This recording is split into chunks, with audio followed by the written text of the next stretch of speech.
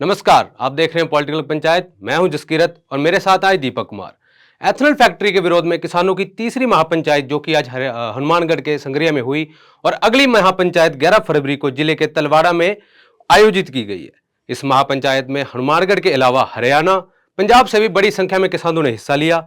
महापंचायत के दौरान किसानों ने एथेनॉल फैक्ट्री के प्रस्तावित निर्माण को लेकर सरकार और प्रशासन के खिलाफ नाराजगी जताई। जी हाँ, बिल्कुल सही कहा आपने। महापंचायत के दौरान जिला प्रशासन की ओर से यहाँ तक कि किसान नेताओं को वार्ता करने का न्योता भी दिया गया था और बातचीत के लिए मतलब बुलाया गया था, लेकिन किसान नेताओं ने स्पष्ट कर दिया है कि जब तक फैक्ट्री का एमओयू रद्द करने और मुकदमा वापस लेने की मांगे पूरी नहीं होती, तब तक प्रशासन से किसी भी तरह की वार्ता नहीं की जाएगी। किसानों का साफ कहना है कि एथेनॉल फैक्ट्री से क्षेत्र की जमीन, पानी और पर्यावरण को नुकसान होगा, जिसे किसी भी कीमत पर बर्दाश्त नहीं किया जाएगा। और आगे की रणनीति भी आपको बता दें कि यही है कि अब बड़े मंच पर आंदोलन किया जाएगा। जैसा कि जसकीरत ने भी बताया कि तीसरी महापंचायत हुई और 11 फरवरी को चौथी महापंचायत होनी है। और आज का दिन सांगरिया ही नहीं, राजस्थान के लिए भी बड़ा ही खास रहा है। जी हाँ, बिल्कुल। 7 जनवरी को ही क्यों चुना गया? मैं आपसे ये सवाल पूछना चाहूंगा दीपक भाई भी, 7 जनवरी को ही क्यों चुना गया? इसका इतिहास क्या रहा, जिससे आप हमारी जनता को बताइए भी, जानना जनता और आजकल की जेनजी के लिए क्यों जरूरी है?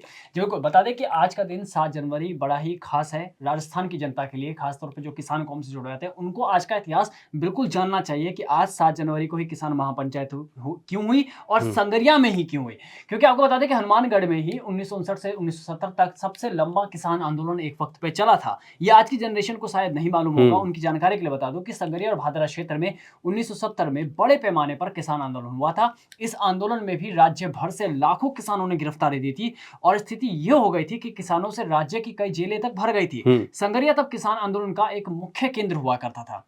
तारीख थी 7 जनवरी 1970 का दिन। किसान आंदोलन के दौरान तत्कालीन सुखाड़िया सरकार के समय संगरिया, भादरा, चूरू में गोली चलाकर एक ही दिन में संगरिया में 6, भादरा में 2, चूरू में 1 किसान ने शहादत दी। मतलब पुलिस की गोलियां चली थी, उसमें इन किसानों की मौत हो गई थी। और हैरानी यह है कि 1970 के किसान आंदोलन के शहीदों की ख्वाहिश आज भी अधूरी है। आज भी किसान पूरे सिंचाई पानी के लिए आंदोलन कर रहे हैं। ये किसान आंदोलन में शहीद हुए किसानों के निशान आज भी संगरिया में देखे जा सकते हैं। उस टाइम पे सुखाड़िया सरकार पर कई तरह के आरोप भी लगे थे और वहां के लोगों ने भी बताया था कि क्या था वहां पे।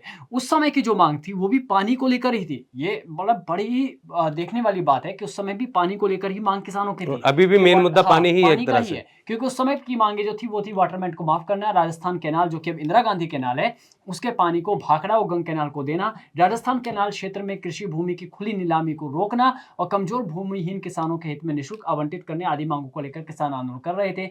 उस वक्त ये आंदोलन इतने बड़े स्तर पर हुआ था कि प्रधानमंत्री इंदिरा गांधी उस समय हुआ करती थी। उन्होंने राजस्थान के मुख्यमंत्री को तुरंत फोन किया, टेलीफोन किया और नीलामी रोकने, भूमिहीनों, कम भूमि वाले को भू आवंटन के निर्देश तुरंत दिए।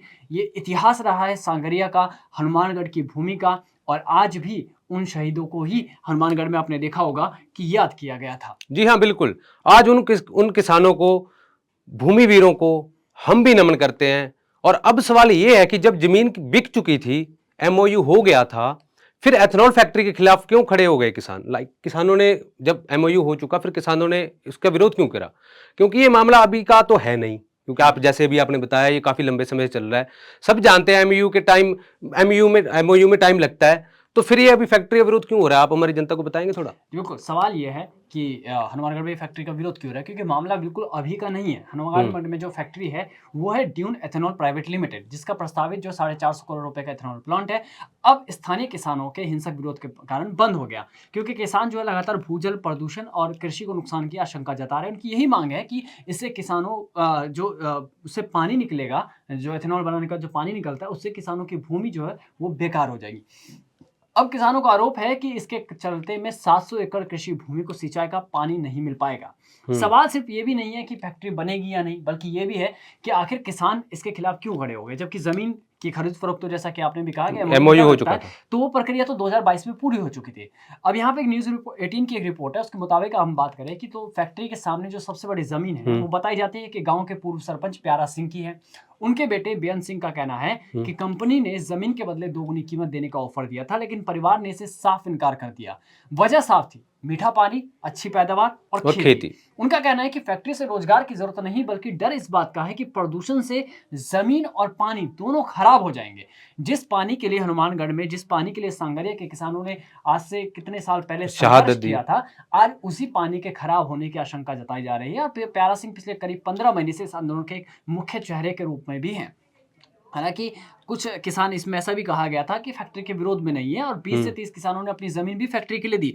जाहिर सी बात है कि जब फैक्ट्री बनी होगी तो किसी किसान ने दी भी होगी जमीन, जब एमओयू हुआ होगा, क्योंकि इतनी बड़ी फैक्ट्री बन रही है तो जमीन तो किसानों ने ही दी थी। लेकिन वहाँ किसानों का भी ये कहना है कि उन्हें इस बारे में जानकारी ही नहीं थी कि उनकी जमीन पर एथेनॉल फैक्ट्री बनेगी। ये कुछ किसानों का कहना है। जी बिल्कुल, जैसे आपने कहा जो संगरिया का एरिया भी है ना, हनुमानगढ़ का एरिया, वो पंजाब के साथ लगता है। और बिल्कुल। अभी की आपने ये सर्वे देखा होगा, पंजाब का जो ग्राउंड वाटर है, राजस्थान से ट्राई स्टेट जो एरिया बनता है, यहाँ से लेके मुक्तसर साहिब से लेके बठिंडा से लेके जो भी ग्राउंड वाटर है, उसमें यूरेनियम की जो तादाद है वो बहुत ज्यादा पाई गई नॉर्मल से लेके। तो ये किसानों का डर भी कहीं ना कहीं मुझे जायज लग रहा है।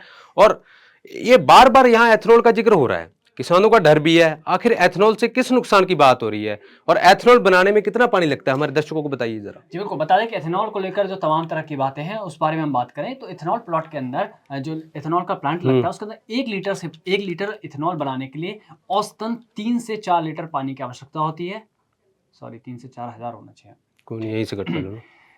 जी बता दूं कि इथेनॉल प्लांट के अंदर 1 लीटर इथेनॉल बनाने के लिए तकरीबन 3 से 4 हज़ार लीटर पानी की आवश्यकता होती है, क्योंकि आधुनिक प्लांट में अधिकांश पानी को रिसाइकल भी किया जाता है, ऐसा कंपनियों का दावा है। और यहाँ पर भी कंपनी ने दावा किया कि हम उन्नत मशीनों का प्रयोग करेंगे, कम से कम प्रदूषण करेंगे। यहाँ तक कि फैक्ट्री प्रबंधन ने प्रदूषण को लेकर आशंकाएं दूर करने के लिए किसानों को पंजाब के बनूड़ में चल रही इसी कंपनी की फैक्ट्री का दौरा भी कराया था। लेकिन अब किसानों का दावा है कि वहां जाकर उनका डर और ज्यादा बढ़ गया। संघर्ष समिति के सदस्य रविंद्र रैना का कहना है कि चावल से बनने वाले एथेनॉल में प्रति लीटर हजारों लीटर पानी की खपत होती है। राठीखेड़ा में चावल आधारित एथेनॉल बनने से भूजल स्तर और नीचे जाएगा और जल संकट और गहरा जाएगा, जिसको लेकर ही सारा विरोध है।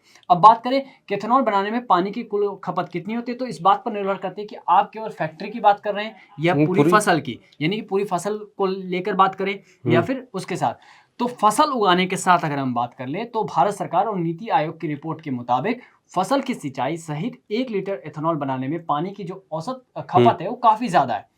इसमें देखिए, एथेनॉल एक चीज से नहीं बनती, गन्ना से बनता है, मक्का से बनता है, चावल से भी बनता है।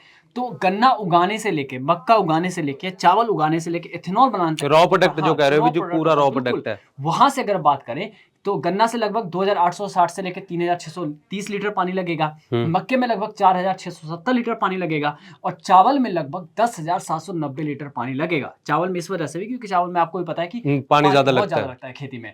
यही वजह है कि किसान विरोध कर रहे हैं, और इसके कुछ कारण ये भी है कि जल में कमी आएगी। किसानों का मुख्य डर यही है कि एथेनॉल फैक्ट्री में जो प्रतिदिन लाखों लीटर, लगभग 50 से 60 लाख लीटर ताजे पानी की आवश्यकता होगी, क्योंकि एक दिन में, जाहिर सी बात है कि एक दिन में 1 लीटर एथेनॉल तो बनेगा नहीं। और जिस हिसाब का एरिया भी है वहां पे पानी की किल्लत तो पहले भी रहती है। और इस क्षेत्र में पहले से सिंचाई के लिए ट्यूबवेल पर और नहरों पर लोग निर्भर हैं। ऐसे में भारी मात्रा में जो भूमि से जल निकलेगा वो बर्बाद हो जाएगा।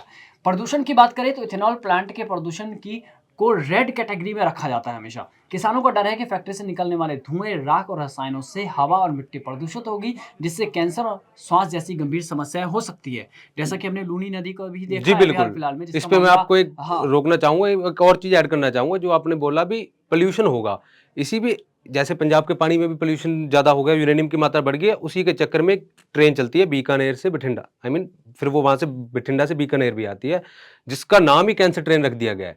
क्योंकि उस ट्रेन में यात्री नहीं होते, उस ट्रेन में सारे के सारे पेशेंट होते हैं जो बीकानेर जाके अपना कैंसर का इलाज कराते हैं। और उस कैंसर की जो मेन वजह है वो है यूरेनियम वाला पानी ही, और उसी से भी किसान डर रहे हैं मेरे हिसाब से। तो इसी वजह से जो वहाँ पर है ये मतलब मेन कारण है कि वहाँ जो आसपास की जो जितनी भूमि है, जो उपजाऊ भूमि है, वो बंजर हो जाएगी अगर एथेनॉल की फैक्ट्री लगी। उसका पानी निकलेगा, गंदा पानी निकलेगा, क्योंकि कंपनियों के दावे एक तरफ है, सरकार के दावे एक तरफ है, लेकिन धरातल पर क्या नजर आता है वो बड़ा मायने रखता है। कंपनी तो दावा करे कि हम उन्नत तकनीक का उपयोग करेंगे, कम से कम पानी का उपयोग करेंगे, पानी को रिसाइकल किया जाएगा। ये दावे किताबी अच्छे लगते हैं, क्योंकि हमने यमुना का हाल भी देखा है, हमने जो है लूनी नदी का राजस्थान में हाल देखा है। वहाँ के भी किसान परेशान हैं, कई ज़मीनें जो है वहाँ पे काली पड़ चुकी हैं, लोग बीमारियों से परेशान हैं। और जैसा कि अभी जसकीरत ने भी बताया कि एक पूरी जो ट्रेन चलती है कैंसर वाली, पूरी की पूरी ट्रेन, मतलब मेरा सवाल यहाँ पे ये है कि सरकार अब तक कर क्या रही है। तो ये एक सवाल भी है सरकार से।